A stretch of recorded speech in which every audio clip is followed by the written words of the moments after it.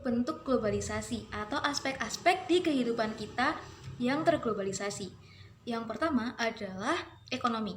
Tentu saja ekonomi merupakan salah satu aspek yang terglobalisasi. Karena seperti contohnya online shop, kegiatan ekspor impor, kayak gitu merupakan salah satu contoh dari globalisasi di bidang ekonomi.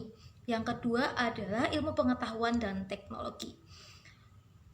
Di masa pandemi ini kita banyak menggunakan Zoom, Google Meet. Nah, itu merupakan salah satu contoh globalisasi di bidang ilmu pengetahuan dan teknologi. Yang ketiga ada informasi dan komunikasi.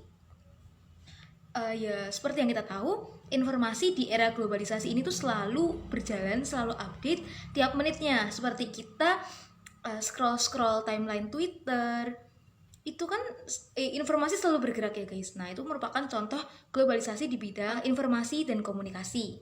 Lalu ada juga di bidang politik dan keamanan. Contohnya seperti kemudahan kerjasama bilateral dan multilateral. Terus adanya organisasi-organisasi seperti PBB, ASEAN, kayak gitu merupakan contoh dari globalisasi di bidang politik. Namun setiap ruang itu ada ancamannya tersendiri. Seperti itu juga di bidang politik dan keamanan ini ada ancamannya seperti rantai narkotika, terus adanya terorisme merupakan salah satu contoh dari ancaman-ancaman keruangan. Nah, kayak gitu guys. Terus bentuk-bentuk yang selanjutnya adalah globalisasi di bidang sosial seperti hilangnya rasa gotong royong, lalu masyarakat yang semakin heterogen, lalu sekarang perempuan yang bekerja itu sudah tidak asing lagi. Nah, itu adalah salah satu contoh globalisasi di bidang sosial. Nah guys, sekarang kita masuk ke faktor-faktor pendorong globalisasi. Yang pertama dan yang paling utama adalah perkembangan teknologi, khususnya teknologi transportasi dan komunikasi. Yang kedua adalah kerjasama dan keterbukaan. Nah, di abad ke-20 ini banyak banget organisasi-organisasi, baik organisasi politik maupun non-politik. Yang ketiga adalah berdamainya negara-negara adidaya. Negara-negara adidaya itu adalah negara-negara yang superpower. Karena kalau negara-negara adidaya itu berperang, itu akan menghambat adanya kerjasama internasional kayak gitu. Yang keempat adalah demokrasi di berbagai negara. Karena negara yang demokratis itu biasanya lebih terbuka terhadap internasional kayak gitu. Lalu yang kelima adalah adanya kota-kota sebagai penghubung. Sejak zaman dulu, sejak zaman jalur sutra pun tuh sudah ada kota-kota yang dia sebagai titik hubung. Biasanya kota itu memiliki komoditas utama dan dia juga berperan sebagai pusat dari kegiatan tertentu. Kayak gitu. Nah, sekarang kita membahas tentang dampak-dampak globalisasi. Nah, dampak positifnya yang pertama itu adalah berkembangnya budaya, ilmu pengetahuan, dan juga teknologi.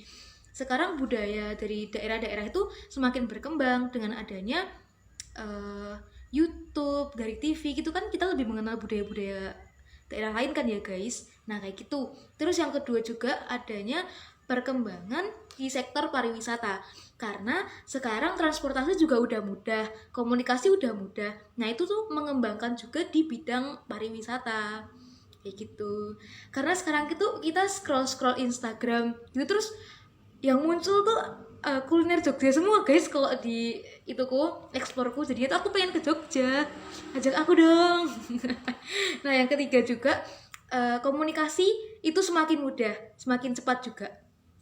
Yang keempat, kemudahan komunikasi itu juga diiringi dengan meningkatnya teknologi komunikasi dan juga meningkatnya efektivitas dan efisiensi, dan menambah penghasilan negara juga ke negara-negara yang lain, dan tentunya itu akan menambah perekonomian negara. Dan juga adanya penanaman modal atau investasi juga tentu saja menambah perekonomian suatu negara. Nah kayak gitu. Sekarang kita lanjut ke dampak-dampak negatif dari globalisasi. Nah guys, dampak negatif pertama dari globalisasi itu adalah westernisasi atau kebarat-baratan. Yang kedua adalah kesenjangan sosial ekonomi. Kesenjangan itu dapat terjadi karena adanya ketidakmerataan pembangunan dan juga modernisasi. Itu biasanya kita temui di daerah perkotaan gitu ya guys, kesenjangan ekonomi. Dan juga sekarang sifat individualisme. Juga ada kriminalitas nih guys, seperti yang tadi udah kita pelajari, seperti adanya jaringan narkotika, terus juga sekarang tuh penipuan-penipuan online, seperti itu banyak. Nah, itu globalisasi itu juga berdampak pada pencemaran lingkungan. Seperti umpamanya industri-industri yang menggunakan mesin-mesin, yaitu limbahnya mencemari lingkungan. Juga ada demoralisasi atau merosotnya atau menurunnya akhlak gitu loh guys. Dan itu bertentangan dengan nilai dan norma sosial. Seperti contohnya mencontek, bullying, lalu penyalahgunaan medsos itu merupakan salah satu contoh dari demoralisasi. Sejarah globalisasi.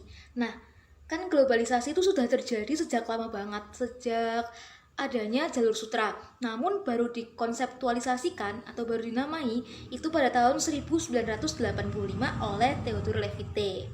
Nah, sebagai sebuah fenomena, globalisasi itu pertama kali pada jalur sutra, yaitu jalur perdagangan yang menghubungkan Cina ke Konstantinopel. Ya guys, jalur sutra itu pada tahun 2 sebelum Masehi ya.